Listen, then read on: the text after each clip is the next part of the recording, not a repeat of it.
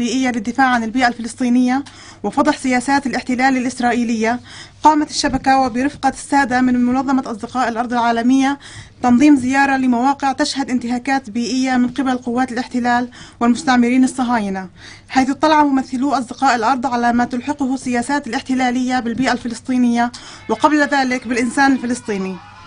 خلال هذه الزيارة تم إطلاع الوفد الزائر على ما يجري في الأراضي الفلسطينية من ضخ مياه عادمة للأراضي الزراعية ودفن نفايات خطيرة في أراضيها وبناء مصانع كيماوية غير خاضعة لأي مواصفات بيئية وصحية ومرفوضة من قبل المعايير الدولية وحتى الإسرائيلية، وكذلك هدم المنازل وتدمير الينابيع والأراضي الزراعية. العدالة البيئية في فلسطين، هل نعيش العدالة البيئية في فلسطين تحت الاحتلال أم هي بالأصح نكبة بيئية؟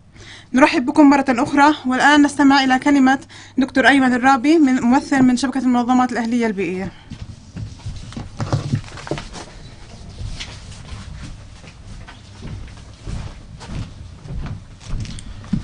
الله يصبحكم بالخير جميعا وأهلا وسهلا. حقيقة يعني هذا اللقاء أو هذه الدعوة احنا توجهنا فيها لمنظمة أصدقاء الأرض الدولية من أجل إطلاعهم على حقائق الوضع اللي بدور في الأراضي الفلسطينية من انتهاكات إسرائيلية، وقديش إحنا شعب طبعا يرزح تحت الاحتلال ويعاني من كافة أشكال التمييز والعنصرية وانتهاك الحقوق وأبسط الحقوق الإنسانية، خلينا نقول الحقوق المائية والبيئية وعدم العدالة التي نعيشها. طبعا حابب أوضح شغلة مهمة جدا، لأنه كثر الحديث في الآونة الأخيرة على إشكالية تتعلق في من هي جمعية أصدقاء الأرض فلسطين. جمعية أصدقاء الأرض فلسطين هي طبعا شبكة المنظمات البيئية، وهي الممثل الوحيد لدى جمعية أصدقاء الأرض الدولية في فلسطين. هناك جمعية أخرى اسمها جمعية أصدقاء الأرض الشرق الأوسط، ولا تمت لنا بصلة ولا تمثل فلسطين في نفس الوقت، وكل المشاريع المنفذة من قبل هذه الجمعية ليس لنا علاقة بها، وبالتالي أرجو أن يكون هذا واضح أمام الرأي العام وأمام الجمهور وأمام الجميع. مشاريعنا في جمعية أصدقاء الأرض فلسطين تعنى بالشؤون الفلسطينية البحتة، وطبعا تهدف إلى المحافظة على الوضع البيئي والبيئة بشكل عام وتحقيق العدالة البيئية. ونحن مع جمعية أصدقاء الأرض الدولية نشترك في عدة خلينا نقول كامبينز أو حملات دولية اللي طبعا تهدف إلى تحقيق العدالة في كافة المواضيع، سواء كانت الحقوق المائية أو الحقوق في الأرض، أو طبعا في مقاومة ما يتعلق بالتغيرات المناخية وغيرها من الحملات الدولية. طبعا لا أريد الإطالة عليكم، لأني أود أن أفسح المجال لضيوفنا بالتحدث عما رأوه خلال الجولة التي قاموا بها من خلال زياراتهم ومن خلال ترتيب لقاءات مع المجتمع المحلي. لكن أود أن أوجه نداء من خلال هذا المؤتمر الصحفي، وبالتالي طبعا أهم رسالة نتوجه بها من هذا المنبر هو ضرورة إنهاء الاحتلال الإسرائيلي بكافة أشكاله في الأراضي الفلسطينية، ومطالبة المجتمع الدولي بوضع كافة الضغوطات اللازمة على إسرائيل لإنهاء هذا الاحتلال الظالم بحق الشعب الفلسطيني، واتخاذ كافة الإجراءات التي تكفل إنهاء هذا الاحتلال وتكفل إلزام أو تلزيم إسرائيل باحترام كافة الحقوق والمواثيق الدولية والحقوق الفلسطينية بما فيها الحقوق المائية والبيئية.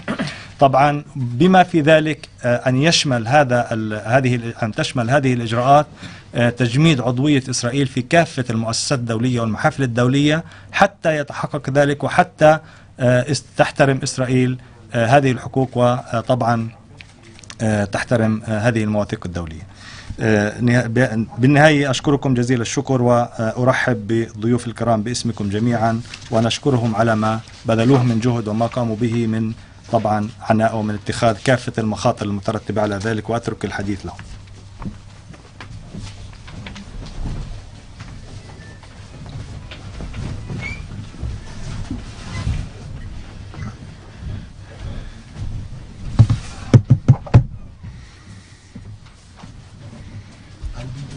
Translation for you, so if you try to say a sentence or two, then I'll translate. Okay. Thank you. Hello, Bobby from South Africa and I from Scotland are delighted to represent Friends of the Earth International for the visit to Palestine at the invitation of Pengon. زميلي بوب من جنوب أفريقيا وأنا من اسكتلندا، يسعدنا أن نكون معكم لنمثل هذا الجانب الذي نتحدث عنه اليوم مع شبكة المنظمات.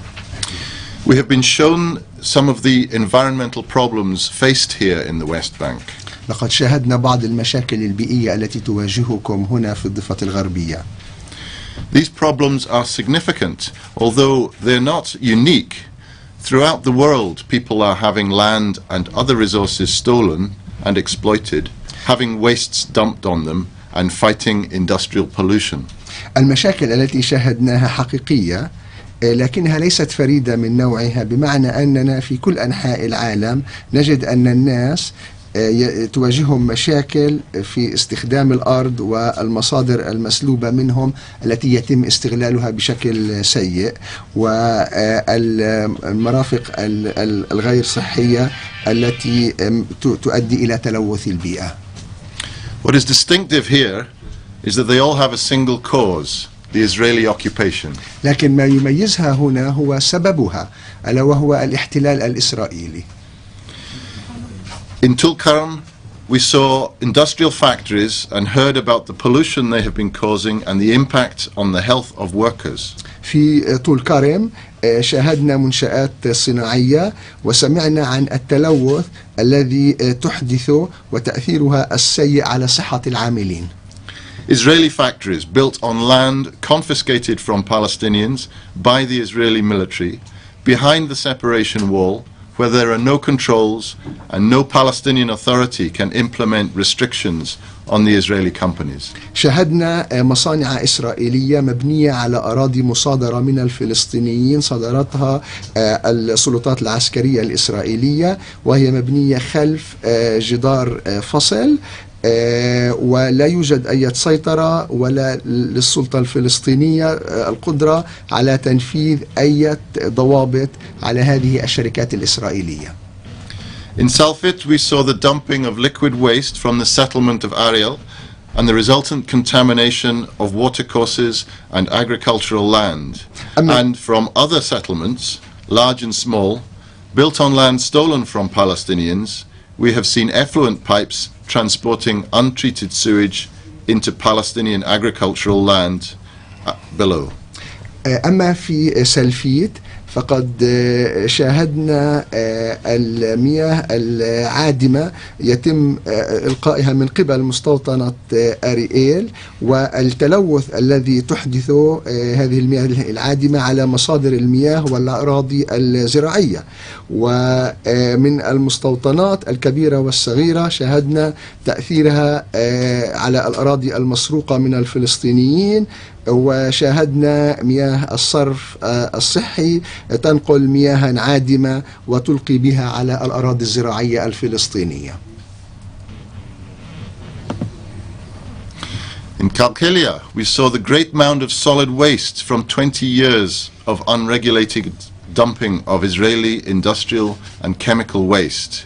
And we read about how the toxins from this waste are leaching into the water used by nearby Jayus and Azun, with the resultant risk to the health of their inhabitants.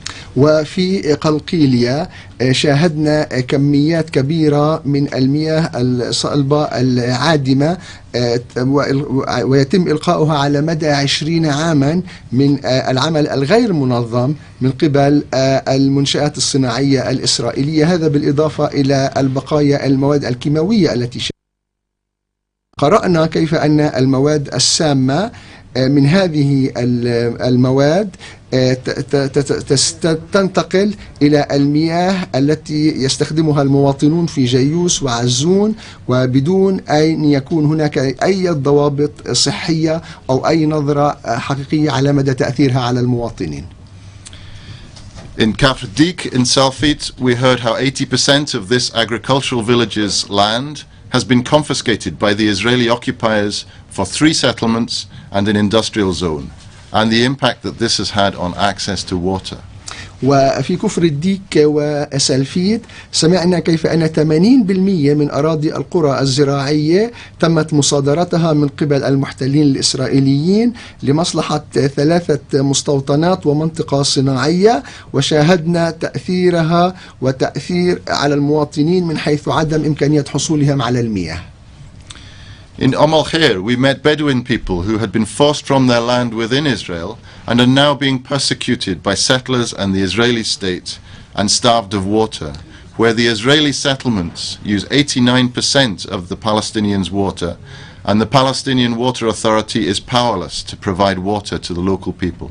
وفي الخير التقينا مع التجمعات البدوية التي فرض عليها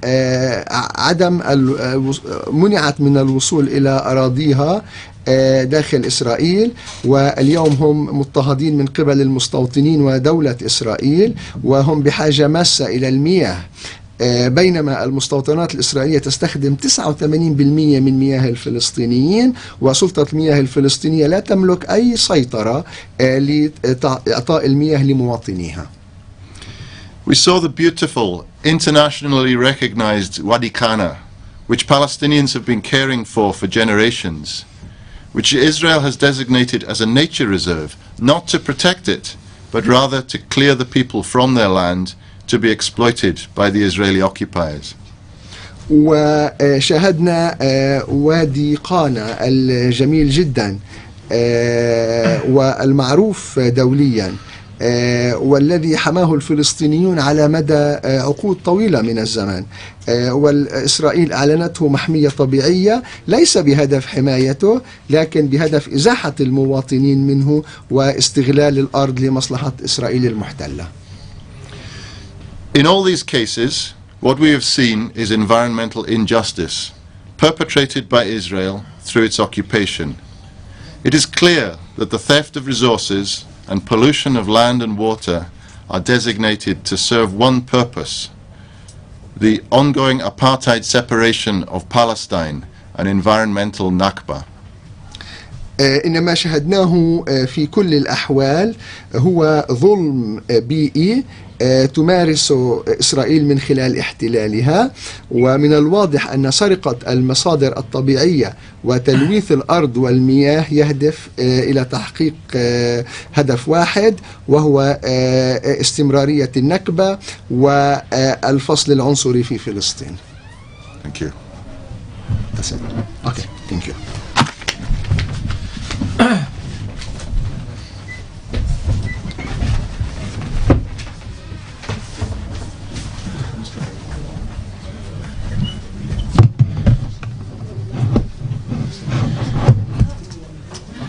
Okay. We'll do the same way. Yeah, we'll do the same way. Okay. Good morning, everybody. My name is Bobby Peak from Friends of the Earth International. صباح الخير، اسمي بوبي بيك من أصدقاء الأرض الدوليين. And I would just like to thank Friends of the Earth Palestine Pengon for inviting us to Palestine to bear witness to what is happening on the ground. وأتوجه بالشكر إلى أصدقاء الأرض فلسطين بنغون لدعوتهم لنا للمشاهدة على أرض الواقع ما يجري في فلسطين. Friends of the Earth International is the world's largest grassroots environmental network, uniting 76 national member groups and some 5,000 local activist groups on every continent. إن أصدقاء الأرض الدولية هي أكبر مؤسسة مجتمع مدني بيئية وشبكات منظمات في هذا المجال في العالم، توحد 76 مجموعة في مختلف الدول وحوالي 5000 ناشط في كافة القارات. With over 2 million members and supporters around the world, Friends of the Earth International campaigns on today's most urgent environmental and social issues, challenging the current model of economic and corporate globalization and promoting solutions that will help to create environmentally sustainable and socially just societies. ولدينا أكثر من 2 مليون عضو ومساند في كافة أنحاء العالم، ونشارك اليوم في حملات حول القضايا البيئية والاجتماعية الملحة، ونتحدى الأنظمة القائمة في مجال الاقتصاد وسيطرة الشركات، وندعو إلى الحلول البيئية الإبداعية المبنية على ديمومة التنمية والعدالة الاجتماعية. Fo's vision is of a peaceful and sustainable world based on societies living in harmony with nature. We envision a society of interdependent people living in dignity, wholeness and fulfillment, in which equity and human and people's rights are realized. إن الرؤية التي لدينا هي رؤية مبنية على السلام وديمومة التنمية في العالم، والمجتمعات التي تعيش بانسجام مع البيئة.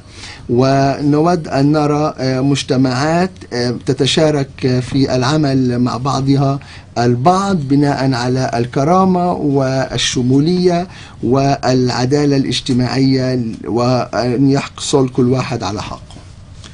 A society that is free from all forms of domination and exploitation, such as neoliberalism, corporate globalization, colonialism, neocolonialism, and militarism. We believe that our children's future will be better because of what we do. ونسعى إلى أن يكون العالم حرا من كافة أنواع السيطرة والاستبداد، مثل الليبرالية الجديدة وسيطرة الشركات الكبيرة في عالم العولمة، والاستعمار بأشكاله الحديثة والعسكرة. ونؤمن أن لأطفالنا الحق أن يعيشوا في مستقبل أفضل. This is the vision that Friends of the Earth Palestine and the Palestinian people share with this global family. هذه هي الرؤية، ندرك أن هي الرؤية التي تتبناها أصدقاء الأرض فلسطين، والتي تجعلهم جزءا من العائلة والمنظومة الدولية. A vision of environmental justice where empowered people have relations of solidarity and equity with each other, and through this have a non-degrading and positive relationship with the environment. نؤمن أنهم جزء من الرؤية البيئية العالمية المبنية على العدالة، وحيث الناس قادرون على التضامن وبناء مجتمع عادل فيما بينهم، وأن لا تمتهن كرامة أي أحد، وأن تكون علاقة الناس إيجابية مع البيئة. إن أصدقاء الأرض الدوليين شاهدنا الكثير من ما يحقق هذه الرؤية في الضفة الغربية. This we have not witnessed in our 2 days in the West Bank.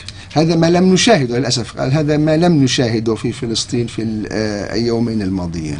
You've heard the story that Ilrig has told you, and to just add to that is that we've also heard of the Israeli military destroying wells and cisterns. شاهدنا الظلم الاجتماعي الواقع بسبب الاحتلال، وهو الواضح في سيطرة الأراضي، وشاهدنا تدمير الآبار أيضا. The occupation of Palestinian lands by military means and might is the political framework which results in the unequal relationships between the peoples of Israel and Palestine. إن الاحتلال الواقع على الأراضي الفلسطينية بشكل عسكري والقوة المفروضة عليهم، يعني أن النظام السياسي يمنع أن يكون هناك عدالة اجتماعية بين الشعوب. As long as this occurs, the Palestinian people will continue facing the environmental injustices that will result both in the destruction of people's health and well-being and their environments. وطالما بقي الوضع على حاله، فإن الفلسطينيين سيستمرون في مشاهدة التدمير الصحي والبيئي الواقع حاليا. Archbishop Emirates of Cape Town Desmond Tutu, winner of the 1984 Nobel Peace Prize and patron of Friends of the Earth International, has been very vocal about his position when he reflects on Palestine and specifically on the 2010 Human Rights Watch report. إن الأسقف المتقاعد لمدينة كيب تاون ديزموند توتو والذي حاز على جائزة نوبل للسلام عام 1984 وهو أحد أصدقائنا في أصدقاء الأرض الدوليين يتحدث بشكل واضح وموقفه معروف حول تقرير Human Rights Watch للعام 2010. The report says it describes the two-tier system of laws, rules and services that Israel operates for the two populations in the West Bank under its exclusive control, which والتقرير يتحدث عن نظامين من القانون والسيطرة موجودين في الضفة الغربية which provide preferential services, development and benefits for Jewish settlers while imposing harsh conditions on Palestinians. والتي توفر الخدمات والنظام الاجتماعي للمستوطنين اليهود بينما تفرض ظروف المعيشية قاسية على الفلسطينيين. This in my book is apartheid, he says. ويقول ديزموند توتو حسب ما أفهم الأمور هذا اسمه فصل عنصري apartheid. And it's not only harming the Palestinians, it is harming the Israelis as well. هو ليس مضر فقط للفلسطينيين لكنه مضر أيضا للإسرائيليين. Friends of the Earth International has a strong solidarity with very many people globally who are dealing with the impacts of land grabbing and occupation by both governments and multinational corporations. إن أصدقاء الأرض الدوليين لها علاقات تضامن قوية مع كثير من الشعوب في مختلف دول العالم التي تعاني من قضية مصادرة أراضيها والاحتلال من قبل الحكومات والشركات المتعددة الجنسيات. In Mozambique, Indonesia, Uganda, Guatemala, Nigeria, people are pushed off their lands, which is then occupied by multinational corporations and government for the benefit of corporate profit and the maintenance of unsustainable consumptive patterns. ما شاهدناه في موزمبيق وأندونيسيا وأوغندا وغواتيمالا ونيجيريا هو أناس يتم طردهم من أراضيهم ويتم احتلالها من قبل شركات كبرى تستخدم الأرض لمصلحتها الشخصية وليست لمصلحة هؤلاء الناس. As Friends of the Earth International stands in solidarity with local peoples globally resisting land grabs, we stand in solidarity with the Palestinian people in their resistance to Israeli occupation. إن أصدقاء الأرض الدوليين تتضامن مع الشعوب في كل موقع في العالم وهم يقاومون الاستيلاء على أراضيهم هي أيضا تتضامن مع الشعب الفلسطيني في مقاومته للاحتلال الإسرائيلي. Finally, Friends of the Earth International rejects attempts to normalize the situation and supports the Palestinian people in their mobilization and resistance to the occupation. أخيرا أود أن أقول أن أصدقاء الأرض الدوليين ترفض محاولات تطبيع الوضع وتدعم الشعب الفلسطيني في حشده ومقاومته للاحتلال. Thank you very much. Thank you.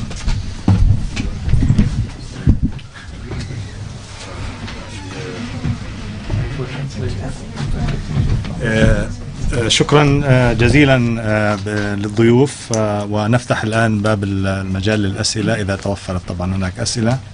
تفضل. نرجو التعريف بس على السائل وطبعا لمين موجه السؤال.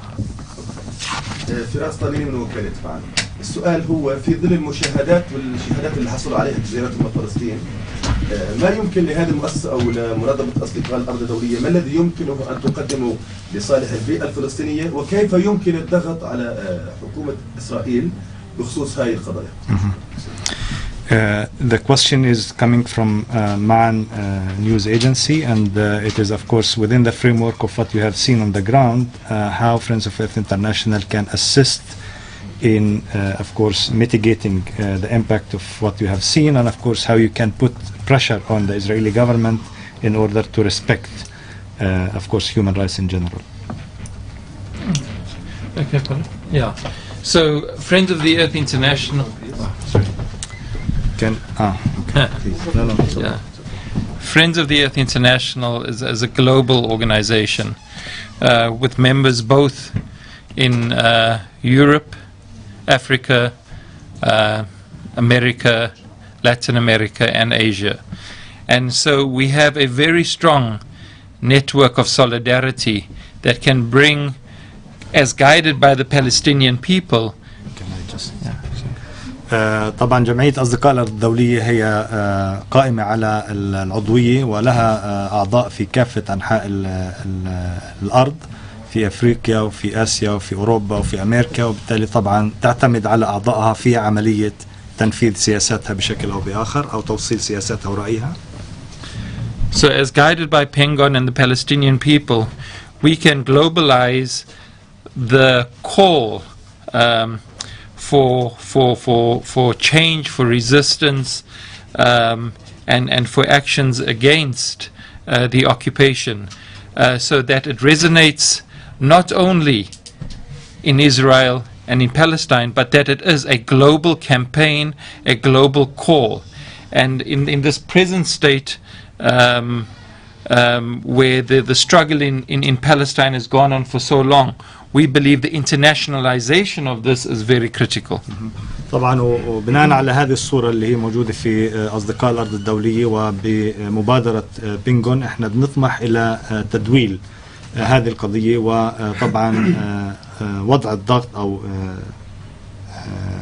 استخدام المساعدات اللازمة والضغوطات اللازمة من كافة أنحاء الأرض ومن كافة الأعضاء، من أجل طبعا وضع الضغوطات على إسرائيل، ومن أجل إظهار البعد الدولي والعالمي لمثل هذه القضية طبعا، واللي ممكن طبعا هي القضية الوحيدة اللي صار له الصراع فيها لهذه الفترة الطويلة.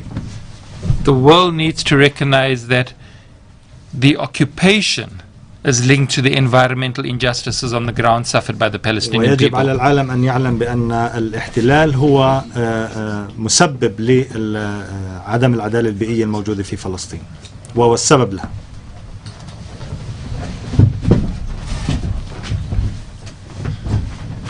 Briefly, Israel claims to be an environmentally benign country when it speaks to other countries throughout the world. وإسرائيل لما تتحدث للدول الأخرى بتدعي إنها دولة بيئية.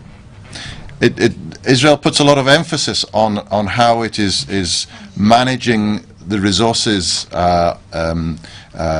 ecologically. وطبعا تدعي بأنها تضع كافة الإمكانياتها من أجل إدارة مصادرها بشكل بيئي. We know this to be a lie because of the way it treats the Palestinian land under its occupation. ونعلم بأن هذا كذب لأنه رأينا كيف تدير الأراضي اللي تحت سيطرتها واللي هي محتلتها في الأراضي الفلسطينية وفي فلسطين. Friends of the Earth International is in a position to tell the world that that Israeli environmentalism is a falsehood. وطبعا جمعية أصدقاء الدولية تمتلك الآن من المعلومات ما يكفي لدحض هذه الادعاءات الإسرائيلية وللقول بأن إسرائيل طبعا ليست دولة بيئية كما يدعون. Thank you. أنا علي دراهم من وطن.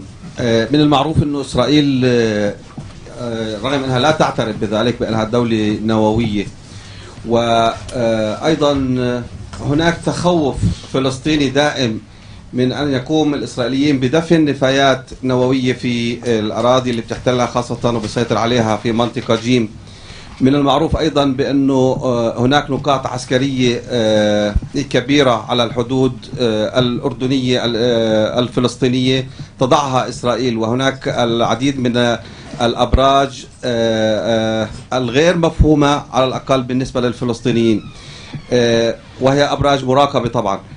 كيف يمكن لجمعية أصدقاء الأرض أن تساعد بهذا المجال الفلسطينيين في الكشف أو في البحث والمعرفة عما يجري بخصوص خاصة النفايات النووية؟ A question related to the nuclear waste and how Friends of Earth International can really assist the Palestinian people to make sure that Israel is not using the Palestinian land as a dump site for this nuclear waste.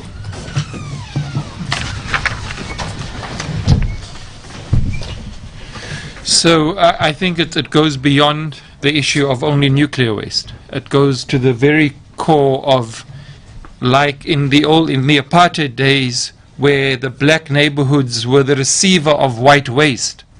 in South Africa. يعني الموضوع هو حقيقة أكثر من إنه يكون كمكب نفايات، وكما كان في جنوب أفريقيا إنه كانت الأحياء السود في جنوب أفريقيا هي طبعا مكب نفايات للبيض في ذلك الوقت في زمن الفصل العنصري. It's the same reality taking place in Palestine. والوضع نفسه الآن يعني هو يتكرر في فلسطين. And I think that needs to be challenged not only with Friends of the Earth International, but it needs to be challenged with the members that are Friends of the Earth International, be it with South Africa working with Palestine or Palestine working with Nigeria. وهذا طبعا الوضع يجب أن يتم تحديه من قبل ليس فقط جمعية أصدقاء الأرض الدولية، وإنما من قبل كافة الأعضاء، وتحديدا جمعية أصدقاء الأرض فلسطين بالتعاون مع الجمعيات المختلفة، سواء كانت في نيجيريا أو كانت في ساوث أفريقيا في جنوب أفريقيا أو في كافة الدول الأخرى. So as we've witnessed and spoken to a variety of organizations like the LRC as well, who was part of Pengon, we have the evidence of what is happening on the ground, and the important thing is to be able to take that evidence from the water sampling, from the collective research that is done, and to be able to articulate that out globally so that the world knows about what's going on. طبعا ومن خلال مشاهداتنا خلال هذول اليومين ومن خلال تحدثنا مع العديد من المؤسسات والجمعيات والدلائل اللي قدموا لنا اياها، طبعا نتيجة الابحاث اللي قاموا فيها، وحتى طبعا نتيجة تحاليل عينات من المياه ومن التربة، هذه بتكون دلائل كافية انه تعطينا القوة في عملية فضح هذه السياسات اللي بتمارسها إسرائيل على الأرض.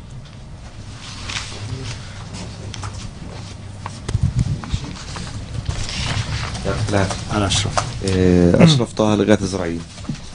أنا حاب أسأل سؤالين. الأول، شو موقف جمعية أصدقاء الأرض من مؤسسات يعني شبيهة بالاسم ولا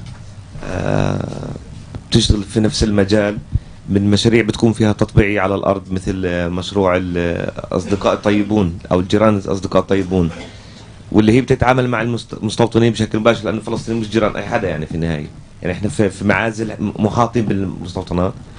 السؤال الثاني، شو دورهم يعني اللي شافوه هو عبارة عن مش مشاكل بيئية، هي عبارة عن جرائم بيئية، يعني شو دورهم في تفعيلها ونقل هاي الملفات والجرائم لمحاكم متخصصة في هذا المجال لمحاكمة والضغط على إسرائيل لوقفها. شكرا. شكرا. There are two questions. The first question is related to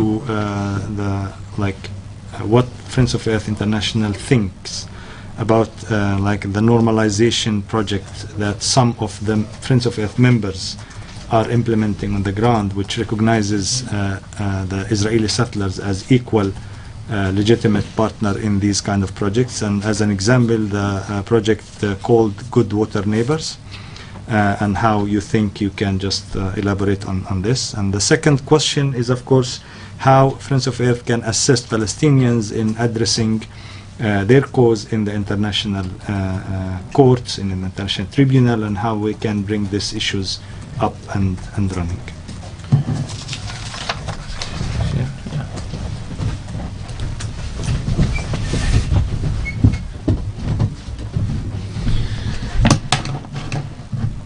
First of all, from what we've seen and from what we've heard from the people that we've spoken to, there can be no possibility of normalization of the occupation.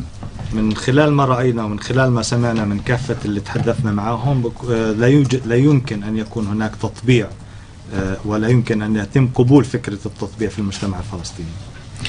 Friends of the Earth International is a democracy made up of its members, and we would be urging that Friends of the Earth International takes a firm stand against normalization of the occupation. وكجمعية ديمقراطية من خلال أعضائها طبعا هم راح يطالبوا بشكل قوي باتخاذ موقف حازم من كافة المشاريع التي تسعى إلى التطبيع في هذا الجانب. We are aware that there is an organization that uses the term Friends of the Earth, which is not a member of Friends of the Earth International. And we're aware that that organization does support normalization of the occupation. ونحن نعلم بأن هناك جمعية تستخدم اسم أصدقاء الأرض ولكن ليست عضو في جمعية أصدقاء الأرض الدولية، وهذه الجمعية تقوم بدعم المشاريع التطبيعية. We make clear in our press statement today that Friends of the Earth International cannot support normalization of the occupation, and we support the Palestinians in their resistance to occupation. وخلال المؤتمر الصحفي وخلال البيان الصحفي اللي راح نوزعه أيضا أوضحنا بشكل واضح بأن جمعية أصدقاء الأرض الدولية هي ضد التطبيع وضد كافة مشاريع التطبيع بكافة أنواعها. Thank you very much. In terms of how do we bring the struggle in Palestine up to international tribunals, to the international sphere, is that we are supportive of, number one, the World Social Forum Palestine Week that is going to take place at the end of November, and we're working with colleagues in Palestine to make that happen. Also, not only in Porto Alegre, but also to try and get Friends of the Earth International to take action in and support of that in other countries around the world. طبعا نحن كجمعية أصدقاء الأرض الدولية ليس فقط نحاول إظهار فلسطين أو إدراج القضية الفلسطينية ضمن المحافل الدولية وتوضيحها، وعلى سبيل المثال طبعا ما يحدث في السوشيال فورم في المنتدى العالمي الاجتماعي، نتعاون مع اللجنة الفلسطينية في إظهار القضية الفلسطينية، وفي ليس فقط تعزيز الموقف الفلسطيني ضمن المنتدى الاجتماع العالمي في بورتو أليغري في البرازيل، وإنما في كافة الدول اللي ممثلة فيها جمعية أصدقاء الأرض الدولية من خلال أعضائها. In terms of tribunals, Friends of the Earth International has extensive experience, for instance, working on the water tribunal, the People's Water Tribunal that has taken place, and the People's Tribunal against multinational corporations. وفيما يتعلق بالمحاكم الدولية بالتحديد، لجمعية أصدقاء الأرض الدولية العديد من التجارب السابقة، وتحديدا فيما يسمى بمحكمة المياه الدولية للشعوب أو محكمة الشعوب للمياه الدولية.